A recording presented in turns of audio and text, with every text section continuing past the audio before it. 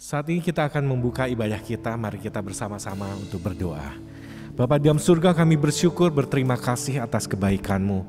Kami percaya Tuhan, Kau yang selalu menyertai kami, Kau yang selalu memberkati hidup kami. Ya Tuhan, apapun yang terjadi di dalam kehidupan kami hari lepas hari, kami percaya Engkau turut bekerja dan Kau yang selalu ada bersama kami. Kami bersyukur untuk pimpinan-Mu, penyertaan-Mu Tuhan. Kami bersyukur untuk setiap berkat-berkat yang telah Engkau berikan kepada kami. Dan kami bersyukur juga untuk perlindungan-Mu di dalam hidup kami. Bapa, saat ini kami akan beribadah kepadamu. Berikan kepada kami hati yang benar-benar ingin mencari-Mu Tuhan, ingin mendapatkan kebenaran firman-Mu, sehingga itu akan membawa kepada kami kebenaran yang memerdekakan kami. Terima kasih Bapa, kami akan memuji dan membesarkan Engkau di dalam ibadah ini. Terima kasih Tuhan Yesus, di dalam nama Tuhan Yesus Kristus kami berdoa, haleluya, amin. Shalom saudara sekalian, kita bersyukur bahwa Tuhan selalu menyertai dan melindungi kita. Kita percaya Dialah perlindungan kita, Dialah kekuatan kita. Mari kita memuji Dia, mari kita meninggikan namanya. Haleluya.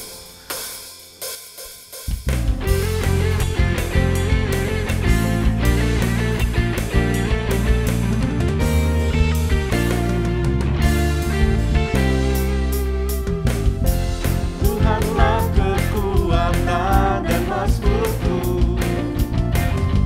Dia gunung batu dan keselamatanku. Hanya padamu hatiku percaya, Kaulah menara dan kota perlindungan.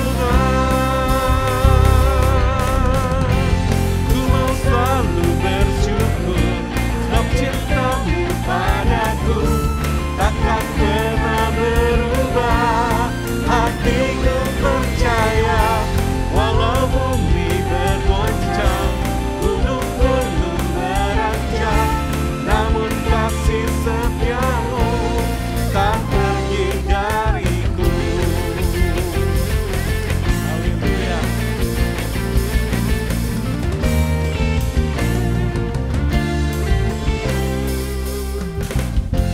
Tuhanlah kekuatan dan mazmurku, Dia gunung batu dan keselamatanku. Hanya padamu hatiku percaya, Kaulah menara dan kota perlindungan. Ku mau selalu bersyukur sebab cinta-Mu padaku takkan pernah berubah. Hatiku percaya, walau bumi bergoncang, gunung-gunung beranjak, namun kasih setia-Mu tak pergi dariku. Ku mau selalu bersyukur sebab cinta-Mu padaku takkan pernah berubah.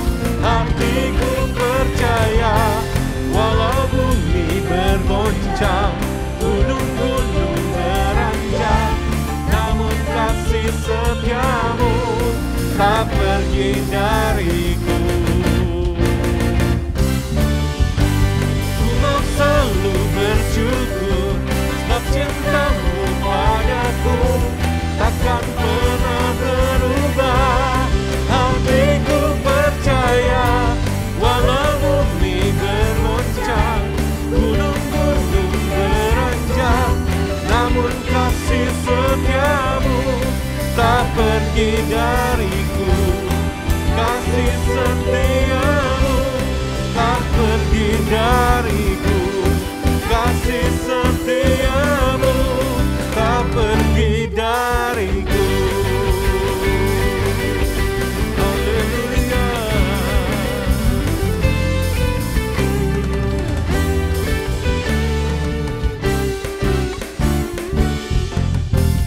Haleluya, berikan kemuliaan bagi nama Tuhan. Haleluya. Saudara sekalian, di dalam saat-saat yang sangat sulit belakangan hari ini, tidak ada satupun yang bisa kita andalkan. Tidak ada satupun sumber kekuatan kita selain daripada Tuhan itu sendiri. Kalau kita mengandalkan kekuatan kita, mengandalkan kehebatan kita, saat ini semua itu tidak ada gunanya. Tetapi kita percaya bahwa dengan kekuatan Tuhan, dengan kuasa-Nya, kita akan dapat melampaui segala sesuatu dalam hidup kita. Haleluya. Terima kasih Tuhan buat kesetiaan-Mu dalam hidup kami. Terima kasih Tuhan, hanya Engkau-lah satu-satunya yang dapat kami andalkan. Engkau Tuhan yang setia, waktu-Mu selalu yang terbaik. Engkau Tuhan sandaranku, dan ku hanya kan berharap padamu. Hanya Engkau satu-satunya Tuhan, satu-satunya yang ku andalkan, satu-satunya yang ku percaya. Engkau sumber kekuatan, sumber pengharapan, sumber kedamaian.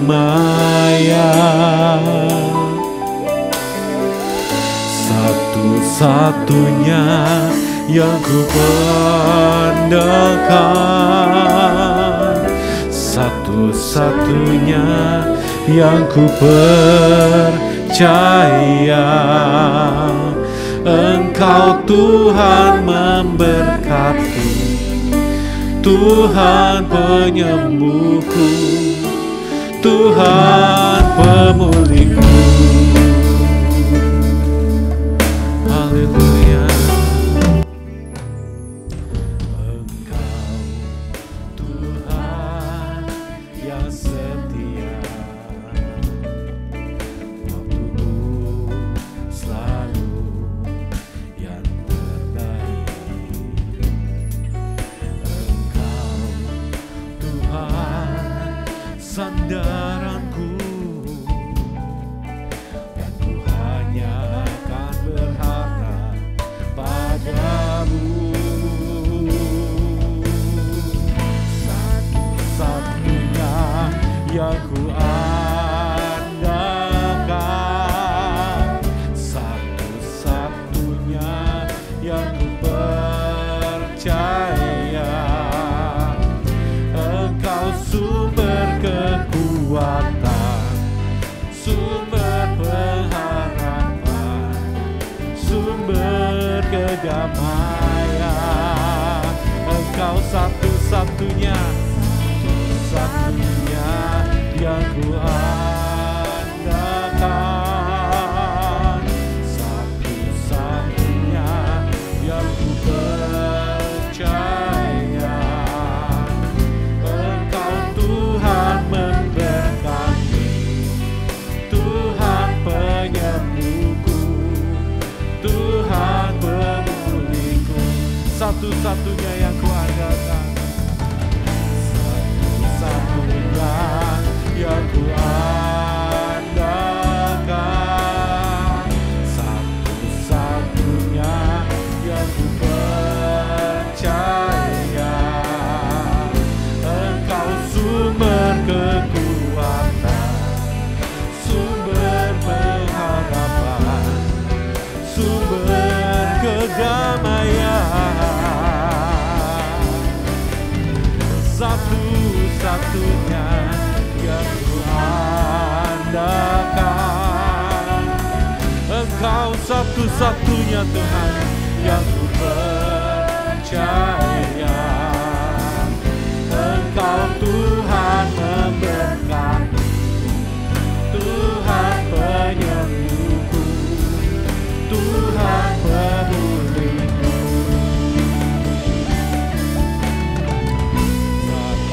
Satu-satunya yang ku andalkan, satu-satunya yang ku percaya. Engkau sumber kekuatan, sumber pengharapan, sumber kedamaian. Satu-satunya yang ku andalkan, satu-satunya yang ku percaya. Engkau Tuhan memberkati, Tuhan penyembuhku, Tuhan pemulihku. Mari kita sembah Tuhan kita. Haleluya.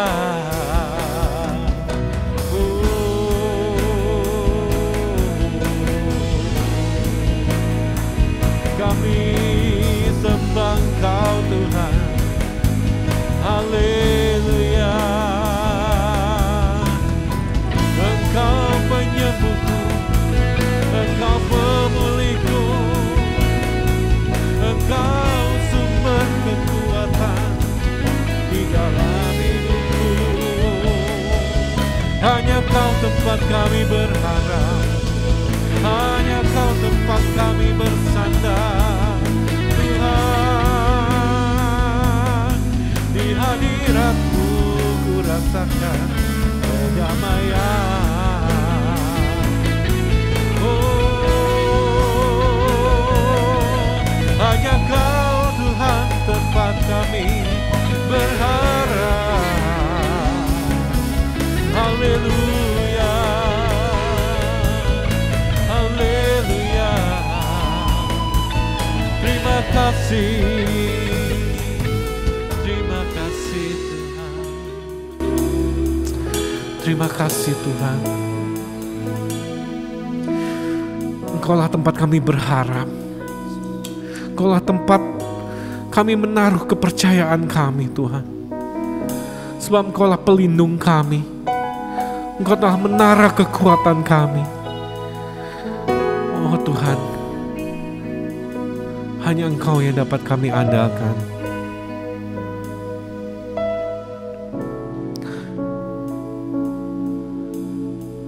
Satu-satunya yang ku andalkan,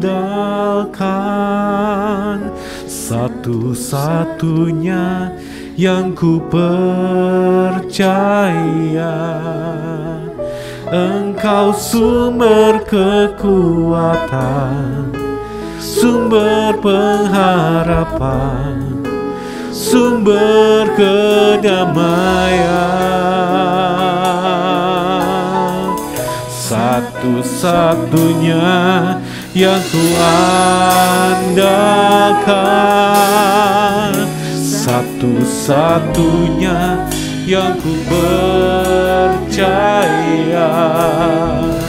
Engkau Tuhan memberkati, Tuhan menyembuhku, Tuhan memulihku. Satu-satunya, satu-satunya yang ku andalkan, satu-satunya yang ku percaya. Engkau sumber kekuatan, sumber pengharapan, sumber kedamaian. Satu-satunya yang ku andalkan, satu-satunya yang ku percaya. Engkau Tuhan memberkati, Tuhan penyembuhku, Tuhan pemulihku. Engkau Tuhan memberkati, Engkau Tuhan memberkati, Tuhan penyembuhku, Tuhan pemulihku. Engkau Tuhan memberkati, penyembuhku.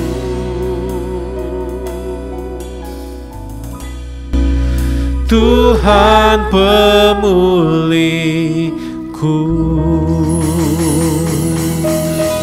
Mari kita satukan hati untuk mendengarkan firman Tuhan.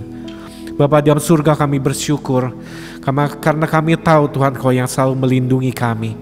Hanya Engkau lah yang dapat kami andalkan di dalam kehidupan kami. Meskipun saat ini Tuhan situasi di luar sungguh mengerikan, tetapi kami percaya Kau yang selalu melindungi dan menjagai anak-anak-Mu. Oleh karena itu Tuhan, kami butuh tuntunan-Mu di dalam hidup kami. Dan saat ini kami rindu untuk mendengarkan firman-Mu, sebab firman-Mu itu ada kekuatan dan terang bagi jalan kami. Terima kasih Bapa. Engkau sertai hamba-Mu yang akan menyampaikan firman-Mu. Kiranya semua yang disampaikannya berasal dari-Mu saja Tuhan, sehingga ini menjadikan kekuatan bagi kami, menjadikan kesegaran bagi roh kami, dan sehingga memberikan kepada kami Tuhan tuntunan untuk dapat menjalani hidup kami sesuai dengan kehendak-Mu. Terima kasih Bapa. Di dalam nama Tuhan Yesus Kristus kami berdoa. Haleluya. Amin. Shalom jemaat yang dikasihi Tuhan, senang sekali saya Pendeta Rubin Adi Abraham bisa melayani Anda dalam ibadah ini.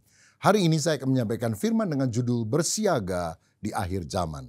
2 Timotius 4 ayat 1-8 berbunyi demikian. Di hadapan Allah dan Kristus Yesus yang akan menghakimi orang yang hidup dan yang mati, aku berpesan dengan sungguh-sungguh kepadamu demi penyataannya dan demi kerajaannya. Beritakanlah firman, siap sedialah, baik atau tidak baik waktunya.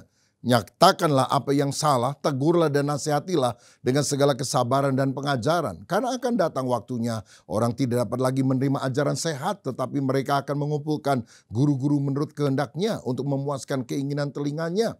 Mereka akan memalingkan telinganya dari kebenaran dan membukanya bagi dongeng. Tetapi kuasailah dirimu dalam segala hal, sabarlah menderita, lakukanlah pekerjaan pemberita Injil, dan tunaikanlah tugas pelayananmu. Ayat 6, mengenai diriku darahku sudah mulai dicurahkan sebagai persembahan, dan saat kematianku sudah dekat. Aku telah mengakhiri pertandingan yang baik, aku telah mencapai garis akhir, dan aku telah memelihara iman. Sekarang telah tersedia bagiku mahkota kebenaran yang akan dikaruniakan kepadaku oleh Tuhan Hakim yang adil pada harinya, tetapi bukan hanya kepadaku, melainkan juga kepada semua orang yang merindukan kedatangannya. Amin. Saudara, kita sedang hidup di akhir zaman dan tidak lama lagi kita tahu Tuhan Yesus akan segera datang untuk kali kedua. Bencana-bencana alam terjadi di mana-mana. Gunung es mulai berguguran menjadi air biasa, panas. Matahari, badai panas melanda dunia sehingga aspal pun mulai meleleh. Bukankah ini adalah tanda-tanda bahwa dunia ini sudah tua? Tetapi Kisah Rasul 3 ayat 21 berkata, Kristus harus tinggal di sorga sampai waktu pemulihan segala sesuatu. Artinya sebelum Yesus datang akan ada masa pemulihan, revival, kegerakan rohani yang besar yang menyebabkan banyak orang bertobat dan datang kepada Yesus serta diselamatkan. Alkitab berkata mata Tuhan menjelajah seluruh bumi dan akan melimpahkan kekuatan bagi setiap orang yang bersungguh-sungguh hati terhadap Dia. Nah saudara, Allah mencari orang yang sungguh mau masuk di dalam rencana Allah dan dipakai menjadi alat kemuliaan Allah.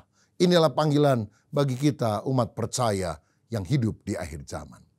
Apa saja yang Tuhan inginkan untuk kita lakukan di akhir zaman? Pertama, kita harus mendalami firman Tuhan. Karena ayat 2-4 tadi berkata, beritakanlah firman, siap sedialah baik atau tidak baik waktunya, nyatakanlah apa yang salah, tegurlah dan nasihatilah dengan segala kesabaran dan pengajaran. Karena akan datang waktunya orang tidak dapat lagi menerima ajaran sehat, tetapi mereka akan mengumpulkan guru-guru menurut kehendaknya untuk memuaskan telinganya. Mereka akan memalingkan telinganya dari kebenaran dan membukanya bagi dongeng.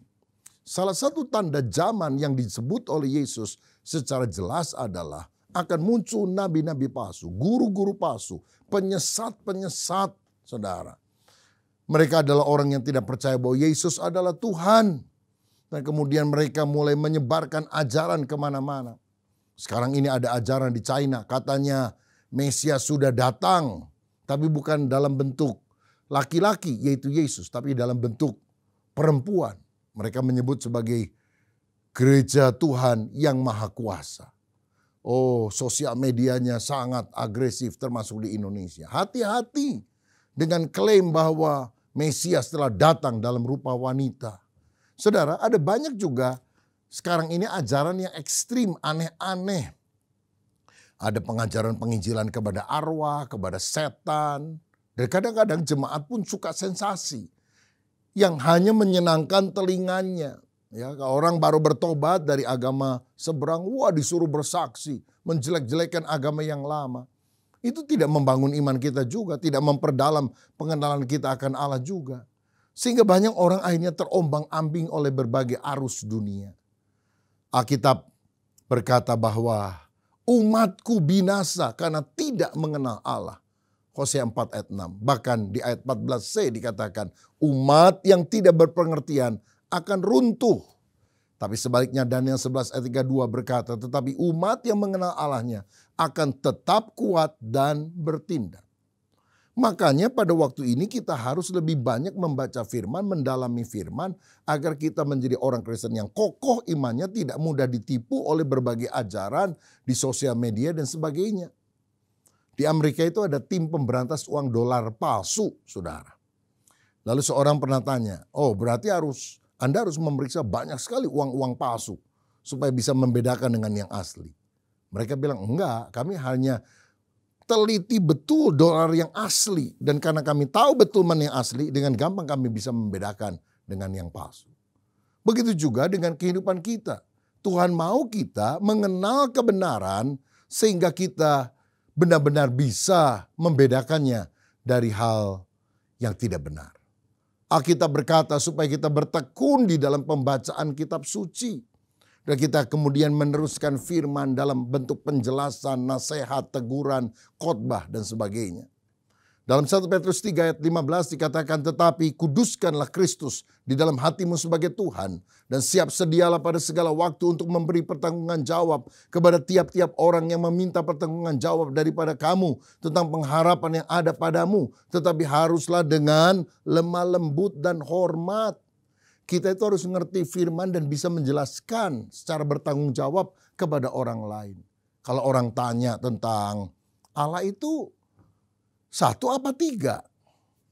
Allah Tritunggal itu maksudnya apa? Saudara perlu bisa menjelaskan. Sayang sekali ada banyak orang yang tidak tahu akan kebenaran firman.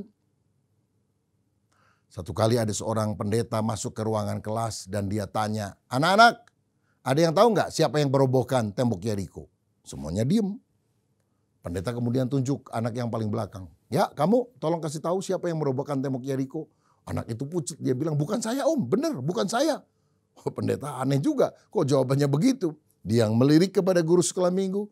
Dan guru berkata, maafkan saya Pak Pendeta, tapi setahu saya dia anak baik. Jadi saya yakin bukan dia yang merobohkan temboknya. Waduh celaka ini saudara kalau anak dan guru sekolah minggu tidak tahu kebenaran firman. Sore diadakan rapat majelis mendadak dan pendeta bilang gimana mah saya tanya siapa yang merobohkan tembok Yeriko, jawabannya mereka nggak tahu. Seorang majelis yang paling tua kemudian bilang, Pak Pendeta menurut kami tembok gereja yang runtuh tidak perlu terlalu dibesar-besarkan karena bukankah di kas kita masih banyak uang, tolong kasih tahu tembok bagian mana sebelah gereja kita yang runtuh. Besok saya panggil tukang, saya benahi. Waduh ternyata majelisnya juga nggak ngerti kisah tentang tembok Yeriko rupanya. Karena itu mari kita belajar firman lebih jauh. Sehingga akhirnya kita mengenal Kristus dan kebenarannya. Saudara saya ingat permulaan bagaimana saya memulai sekolah tinggi teologi karisma. Itu biasanya kalau liburan sekolah ya Juni-Juli. Orang-orang kan liburan. Nah kita bikin apa yang namanya salib sekolah Alkitab liburan. Semacam pesantren kilat lah di gereja. Mereka tinggal di gereja, mereka makan di sana, mereka ikuti sesi dari pagi sampai malam.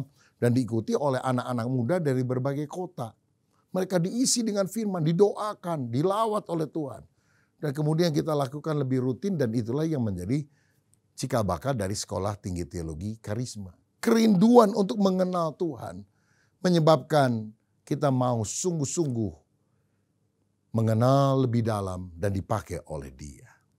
Ini panggilan pertama saudara, mendalami firman Tuhan pada akhir zaman. Yang kedua, kita harus menguasai diri Karena ayat 5 berkata, tetapi kuasailah dirimu dalam segala hal, sabarlah menderita, lakukanlah pekerjaan pemberita Injil dan tunaikanlah tugas pelayananmu.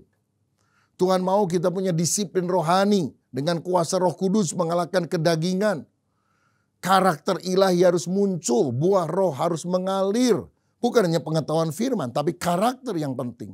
Jadi penguasaan diri bukan hanya tahu firman, tapi bagaimana menerapkan firman di dalam kehidupan kita. Sehingga kita menjadi orang yang tahan nafsu. Ada godaan datang, kita tolak dalam nama Yesus. 2 Petrus 1 ayat 5-7 berkata, justru karena itu kamu harus dengan sungguh-sungguh berusaha untuk menambahkan kepada imanmu kebajikan, dan kepada kebajikan pengetahuan, dan kepada pengetahuan penguasaan diri, dan kepada penguasaan diri ketekunan, dan kepada ketekunan kesalehan, dan kepada kesalehan kasih akan saudara-saudara, dan kepada kasih akan saudara-saudara, kasih akan semua orang. Tuhan mau kita memiliki potensi karisma yang digunakan untuk pelayanan. Tetapi ingat, jangan pernah menilai kerohanian seseorang dari karismanya saja. Kalau dia bisa main musik bagus, oh pasti dia rohani. Kalau dia bisa nyanyi bagus, suaranya luar biasa, oh pasti dia rohani. Karena kalau soal kemampuan, saya rasa yang paling hebat itu Lucifer. Karena soal leadership, dia mimpin malaikat di sorga, saudara. Soal lagu, nyanyi, soal musik, dia pakarnya. Tapi karena dia tidak punya karakter yang baik, akhirnya dia menjadi iblis, musuh Allah yang paling utama. Tuhan mau kita punya karakter yang baik. Bisa menguasai diri. Bisa mematahkan keinginan hawa nafsu daging. Dan hidup kita menjadi teladan bagi banyak orang. 1 Timotius 4 ayat 16 berkata, awasilah dirimu sendiri dan awasilah ajaranmu.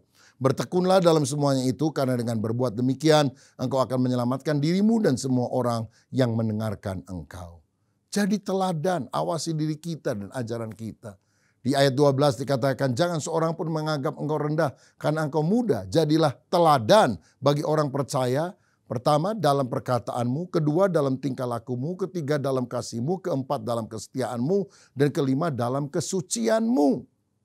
Yang pertama, jadilah teladan dalam perkataan. Miliki perkataan yang sopan, yang baik, yang membangun orang. Jangan perkataan kotor, jangan perkataan yang kasar. Sebab apa yang masuk itu tidak membuat kita najis, tapi apa yang keluar itu membuat kita najis.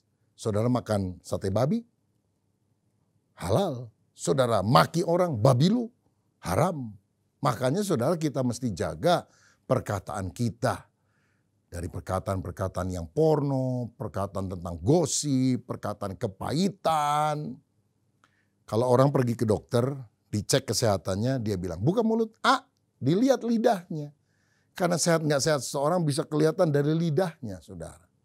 Satu kali ada seorang hamba Tuhan ternama bernama D.L. Moody, yang kalau khotbah pasti ada tante yang suka mengkritik. Hari ini dia bilang, Pak Moody, khotbahmu kepanjangan. Besoknya khotbah lagi, khotbahmu kependekan. Pokoknya ada aja kritiknya, saudara. Satu kali pendeta Moody khotbah, dia bilang, Pak boleh nggak saya pinjam gunting? Loh, buat apa? Saya lihat dasi Bapak terlalu panjang, saya mau gunting. Moody berkata, oke, ini guntingnya tapi giliran ya. Setelah ibu gunting dasi saya juga mau gunting ibu punya.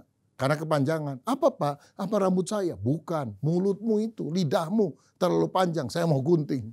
Akhirnya ibu cerewet itu bertobat juga, saudara. Jadi teladan dalam perkataan. Kedua, jadi teladan dalam tingkah laku. Hidup saleh, hidup berkenan kepada Tuhan seperti Yesus. Demikianlah hendaknya terangmu bercahaya di depan orang sehingga mereka melihat perbuatanmu yang baik dan memuliakan Bapamu yang di sorga. Matius 5 ayat 16. Satu kali ada seorang anak non-Kristen untuk pertama kali diajak temannya datang ke gereja, ke sekolah minggu. Dan guru sekolah minggu cerita tentang Yesus yang begitu baik, begitu sabar, mau menolong orang lain. Tiba-tiba anak ini angkat tangan, dia bilang, saya kenal siapa yang diceritakan oleh ibu guru. Oh siapa? Tetangga sebelah rumah saya. Ada rupanya tetangga sebelah rumahnya itu orang Kristen yang saleh dan baik. Dia kan belum kenal siapa Yesus. Tetapi waktu diceritakan tentang Yesus, sifat tetangganya mirip seperti Yesus. Apakah kita memiliki tingkah laku yang baik? Yang berikutnya adalah jadi teladan dalam kasih. suka memperhatikan orang, menolong, rela berkorban, tidak membenci, dendam, kepahitan, tapi mengampuni. Siapa yang tampar pipi kanan kasih pipi kiri, tidak membenci orang tapi mengasihi. Keempat, jadi teladan dalam kesetiaan, setia beribadah, setia membaca Alkitab, setia berdoa, setia melayani, setia melakukan tugas kita dengan tanggung jawab, setia kepada orang-orang yang ada di sekitar kita. Ada ungkapan berkata, the friend in need is the friend indeed. Teman sejati adalah sahabat di dalam kesulitan. Mari kita menjadi orang yang bisa diandalkan. Dan berikutnya adalah jadi teladan dalam kesucian. Pada masa kini ada banyak godaan seksual luar biasa. Tapi kalau kita ingat Yesus segera mau datang kembali, kita harus jadi mempelai wanita yang kudus. Tidak bercacat celah. Jadi kalau orang sudah mau menikah, mempelai sudah pakai baju long dress gitu ya, warna putih, bagus, wangi, nunggu-nunggu mempelai pria nggak datang-datang. Boleh nggak mempelai wanita bilang, aduh gimana kita main bola dulu aja di tanah lapang.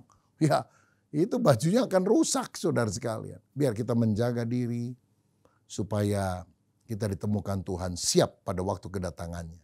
1 Petrus 1 ayat 16 berkata, kuduslah kamu sebab akulah Allah yang kudus. Bapak kalong, anak kampret. Bapak nyolong, anak nyopet. Tapi kalau bapaknya kudus, anaknya harus hidup kudus. Itulah ciri orang yang berkenan kepada Tuhan. Dan hal yang ketiga yang kita harus lakukan pada akhir zaman adalah menunaikan tugas pelayanan dan penginjilan. Ayat 5 tadi mengatakan setelah kita menjaga diri kita, kita harus melayani dan memberitakan Injil. Kekristenan ditandai dengan dua kata penting. Come and go. Marilah dan pergilah. Pertama kita harus datang kepada Yesus. Menerima keselamatan. Kedua kita harus pergi memberitakan Injil untuk nama Yesus. Ini bukan tugas pendeta saja. Tapi tugas semua orang percaya. Mari kita aktif rela dipakai menjadi alatnya. Memiliki kehidupan yang mulia. Melayani Tuhan. Di bidang musik, di bidang pujian. Mungkin bikin vokal group. Jadi usher, kolektan. Pelayanan kepada anak-anak sekolah minggu. Itu sangat penting saudara. Dan lakukan dengan sungguh-sungguh. Saya teringat ada seorang pelukis muda. Yang satu kali melukis wajah Yesus. Dan datang kepada seorang pelukis terkenal yang bernama Gustav Dor. Dia bilang, Pak Dor boleh nilai lukisan saya. Gustav Dor lihat lukisan itu, dia lihat wajah pelukisnya berkali-kali. Dan akhirnya dia bilang, kamu kurang cinta Yesus. Kalau kamu cinta Yesus lebih sungguh, kamu bisa melukis lebih bagus dari ini. Bukan tekniknya yang penting, hatimu pulang cintai Yesus lebih sungguh. Lalu setelah itu melukis lagi, aku yakin kamu akan bisa membuat lukisan lebih bagus. Saudara dalam pelayanan, milikilah hati yang sungguh-sungguh berkobar-kobar mencintai Tuhan. 1 Timotius 4 ayat 14 berkata, jangan lalai dalam mempergunakan karunia yang ada padamu yang telah diberikan kepadamu oleh nubuat dan dengan penumpangan tangan sidang penatua. Tuhan telah memberikan karunia-karunia kepada kita. Mari kita melayani sesuai dengan karunia yang Tuhan berikan itu. Karunia apa saja? Ada banyak. Karunia menasehati, memberikan kata-kata kasih, kata-kata penghiburan kepada banyak orang. Seperti Yusuf yang digelari Barnabas oleh jemaat mula-mula. Artinya anak penghiburan. Mari kita juga punya kata yang bisa menghibur, menguatkan orang lain. Karunia yang berikutnya adalah kemurahan. Yang menunjukkan bukan hanya kata-kata kasih, tapi perbuatan kasih. Membesuk orang yang sakit, mendoakan yang susah. Ya, murah hati kepada orang lain. Karunia memberi. Dalam Lukas 8 ayat 3 dikatakan Yohana istri Kusa, bendahara Herodes, Susana dan banyak perempuan lain. Perempuan-perempuan ini melayani rombongan itu dengan kekayaan mereka. Saudara, ada orang yang bisa melayani dengan memberi uangnya untuk pekerjaan Tuhan. Ini juga sesuatu yang luar biasa. Ada juga orang yang bisa berdoa syafaat. Ya, seperti Musa ketika berdoa mengangkat tangan, orang Israel menang. Tapi ketika dia lemah, tangannya turun, orang Israel kalah. Untuk ada Harun dan Hur yang menopang, sehingga tangannya naik terus dan orang Israel menang. Perlu pendoa-pendoa syafaat sehingga itu bisa menopang pelayanan hamba-hamba Tuhan. Saya ingat sekian puluh tahun yang lampau ada seorang penginjil wanita bernama Amy Semple McPherson. Pelayanan itu luar biasa. Orang didoakan rebah dalam roh. Orang alami mujizat. Nah, ada seorang ateis yang melihat KKR di lapangan itu atau gedung-gedung besar, dia pikir ini pasti ada rahasianya. Mungkin dia pakai cara psikologi atau apa begitu. Atau jangan-jangan orang seperti jatuh itu dikejutkan oleh aliran listrik. Apa dia pakai kabel kecil sehingga orang seperti tersengat listrik lalu rebah di dalam pelayanan Amy Sample McPherson ini. Jadi waktu Amy mulai berdoa, orang ini pergi ke bagian ruangan listrik tersebut, saudara. Ruangannya cukup besar di bawah tanah, basement. Dan dia lihat beberapa ibu-ibu tua berdoa sungguh-sungguh. Mereka pendoa syafaat daripada pelayanan ini. Dan akhirnya mujizat demi terjadi. Dan dia bilang, oh saya tahu pembangkit listriknya itu bukan kabel. Ini orang-orang yang doa. Akhirnya orang itu bertobat. Saudara, mari kita melayani Tuhan. Mari kita memberitakan Injil. Penginjilan adalah lifeblood gereja. Darah hidupnya gereja. Gereja punya 3 tugas utama. Koinonia, persekutuan, diakonia, pelayanan kasih. Dan juga marturia, kesaksian. Mari kita menjangkau banyak orang bagi Yesus. Injil bukan untuk kalangan sendiri. Alkitab berkata, celakalah aku jika aku tidak memberitakan Injil. Mari kita ceritakan tentang Yesus. Karena mayoritas orang ke gereja itu sebetulnya karena diajak oleh temannya untuk datang mengenal Yesus Kristus. Ada seorang dokter muda yang mulai praktek di puskesmas, tapi nggak ada orang datang, saudara. Akhirnya setelah agak sore baru 1 pasien datang, dia obati. Dan setelah diobati dia bilang, maaf ya Pak Dokter, nggak punya duit nih. Saya bayarnya pakai apa ya? Ya udahlah, nggak usah bayar. Tapi gini aja, kamu sakit kan, saya kasih obat, kamu lebih enakan kan? Iya. Ceritakan saja kepada orang lain bahwa kalau kamu sakit datang ke sini, aku obati supaya kamu sembuh. Oh, cuma itu bayarannya? Iya, cuma itu saja. Oh, kalau gitu gampang. Sejak itu dia cerita, kalau sakit datang ke dokter itu. Dia bisa menyembuhkan, gratis lagi katanya. Nah, sejak itu dokter itu menjadi dokter yang ternama. Siapa dokter di atas segala dokter yang kita harus ceritakan kebaikannya kepada orang lain? Bukankah Yesus? Mari kita beritakan tentang Yesus. Dan hal yang terakhir, supaya kita bisa siap siaga di akhir zaman adalah menyelesaikan pertandingan sampai akhir. Ayat 6-8, mengenai diriku darahku sudah mulai dicurahkan sebagai persembahan dan saat kematianku sudah dekat. Aku telah mengakhiri pertandingan yang baik, aku telah mencapai garis akhir dan aku telah memelihara iman. Sekarang telah tersedia bagiku mahkota kebenaran yang akan dikaruniakan kepadaku oleh Tuhan hakim yang adil pada harinya. Tetapi bukan hanya kepadaku, melainkan juga kepada semua orang yang merindukan kedatangannya. Saudara-saudara, kehidupan Kristen bagikan perjalanan rohani. Maraton menuju keserupaan seperti Yesus. Kadang di tengah jalan semangat kita bisa luntur, kita bisa lelah, kita bisa rasanya berhenti dalam pertandingan iman. Karena kecewa, karena pandangan kita beralih pada hal-hal di kiri atau dan kanan. Seperti Demas yang meninggalkan Tuhan, meninggalkan pelayanan. Dan hidup menyibukkan diri dengan perkara duniawi. Tapi ingat saudara, kedatangan Yesus kedua sudah sangat singkat. Kalau dia belum datang, kita yang harus datang kepada dia. Makanya kita harus setia kepadanya sampai selama-lamanya. Karena dia adalah hakim yang akan menghakimi seluruh dunia. Langkah pertama penting, tapi langkah yang terakhir lebih penting. Pelihara iman sampai tetes darah yang penghabisan. Sampai seterusnya kita setia kepada Yesus. Seperti ada 40 orang Kristen di Siberia ketika komunisme masih merajalela. Mereka ditelanjangi di tengah hujan salju dan disuruh menyangkal Yesus. Tapi orang-orang tidak mau menyangkal Yesus. Mereka kemudian mati ditembak satu demi satu, saudara-saudara. Tetapi ketika orang terakhir, orang yang ke-40 oleh prajurit berkata, kamu mau tolak Yesus dan dilepaskan atau kamu mau mati juga seperti yang lain? Dan sebelum orang itu menjawab, ada seorang prajurit yang teriak, saya saja yang mati karena saya saya percaya juga kepada Yesus. Teman-temannya kaget, ditangkap orang ini. Karena apa? Ketika dia melihat 40 orang mati, dia perhatikan seperti dia lihat ada 40 mahkota. Satu orang mati, mahkotanya turun. Orang kedua mati, mahkotanya turun. Dan sekarang hanya sisa satu mahkota. Lalu dia pikir, aku saja yang terima mahkota itu. Aku mau percaya kepada Yesus. Akhirnya dia yang mati. Orang Kristen itu dibebaskan dan bersaksi tentang hal ini. Tapi saudara, orang yang setia sampai mati, menuntaskan perjalanan hidup iman dengan sungguh-sungguh, ada mahkota kehidupan yang Tuhan akan berikan kepada kita. Karena itu, mari kita bersiap siaga menjelang kedatangannya kembali dengan sungguh-sungguh hidup benar, hidup berkenan kepada Tuhan. Siapa yang rindu hidup berkenan di hati Tuhan menjelang kedatangannya kembali? Mari taruh tanganmu di dada, saya mau berdoa. Bapa, terima kasih untuk kebenaran firman-Mu. Biarlah di akhir zaman ini kami hidup melekat dengan Engkau, melekat kepada firman-Mu. Sehingga ada buah roh mengalir, ada pelayanan, penginjilan yang kami lakukan. Dan biarlah kami setia sampai mati ya Tuhan. Kami merindukan kedatangan-Mu. Kami menyelesaikan pertandingan sampai akhir.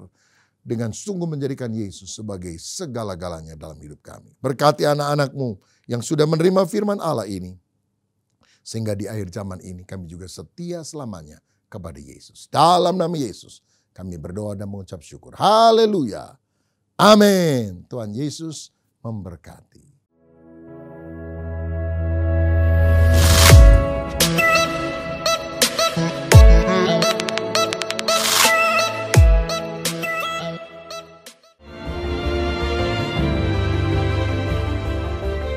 Shalom, tahun 2024 adalah tahun beriman teguh kepada Kristus.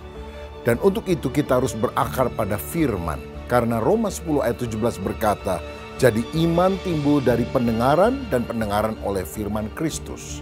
Karena waktu kita membaca firman Tuhan, pikiran Allah masuk di dalam pikiran dan hati kita. Orang boleh berkata, kamu bodoh. Tetapi Tuhan berkata, engkau berharga di mataku. Orang berkata, ini masa susah.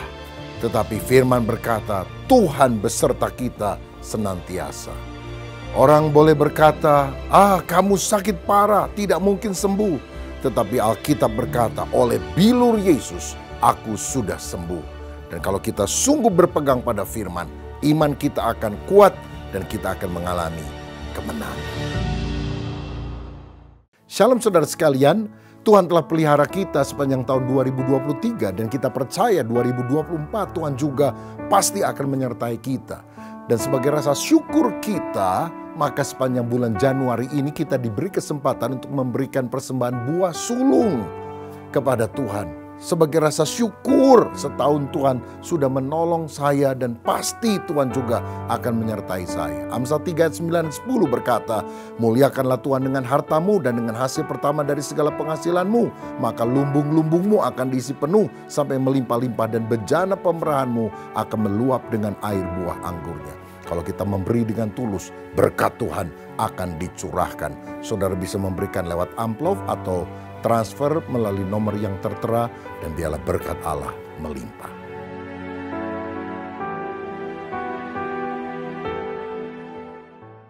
Shalom jemaat terkasih, mari kita terus belajar bertumbuh di dalam firman Tuhan supaya iman kita semakin meningkat dan hidup kita senantiasa memuliakan Tuhan. Bersama saya Adin Ahmadi, berikut Battle News gereja kita selama seminggu ke depan.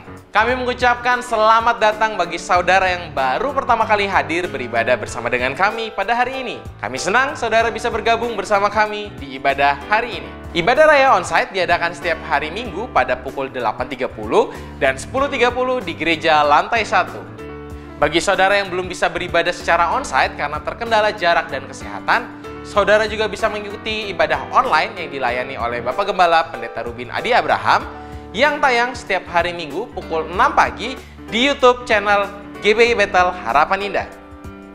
Doa adalah nafas hidup setiap orang percaya. Karena itu kami mengajak jemaat sekalian untuk ikut dalam kegiatan doa yang diadakan di gereja ini. Menara Doa Online diadakan setiap hari Senin sampai Jumat pukul 6 pagi via Zoom.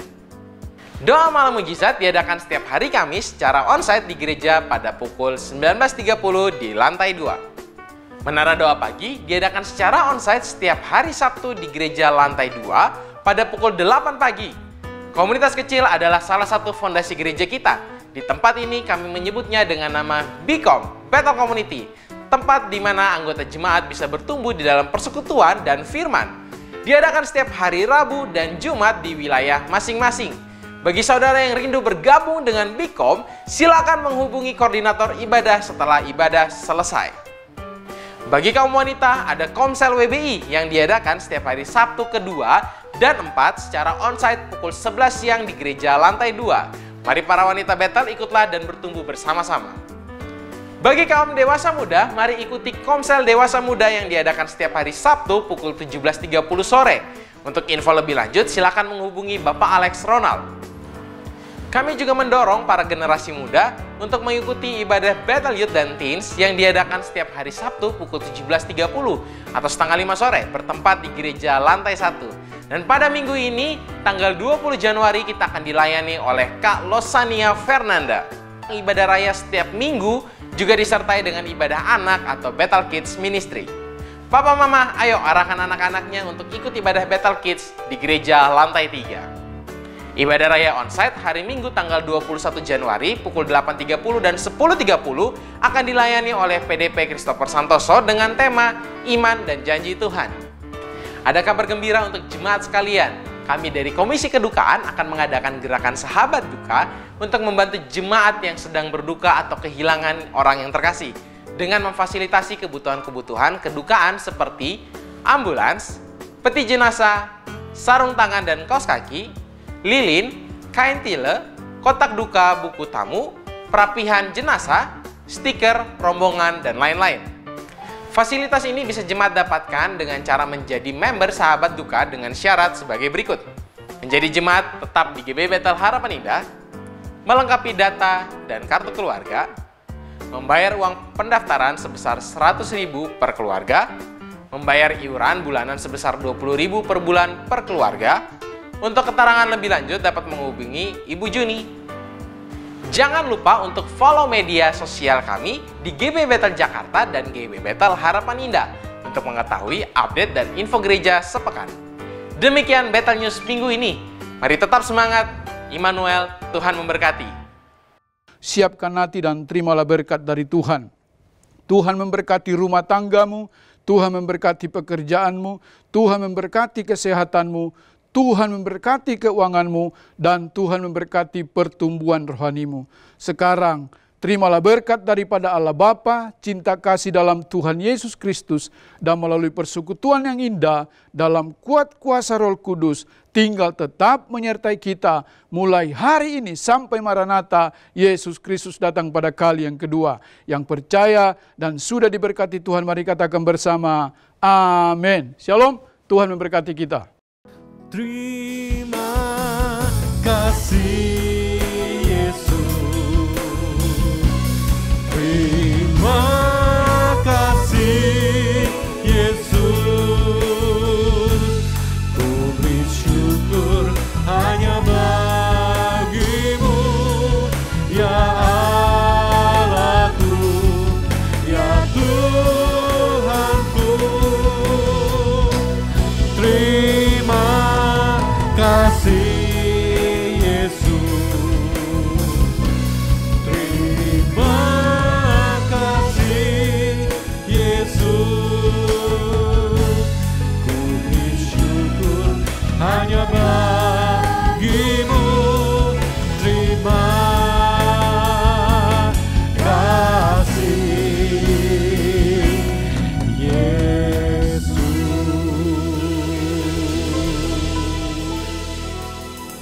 Selamat berhari Minggu, Tuhan Yesus Kristus memberkati.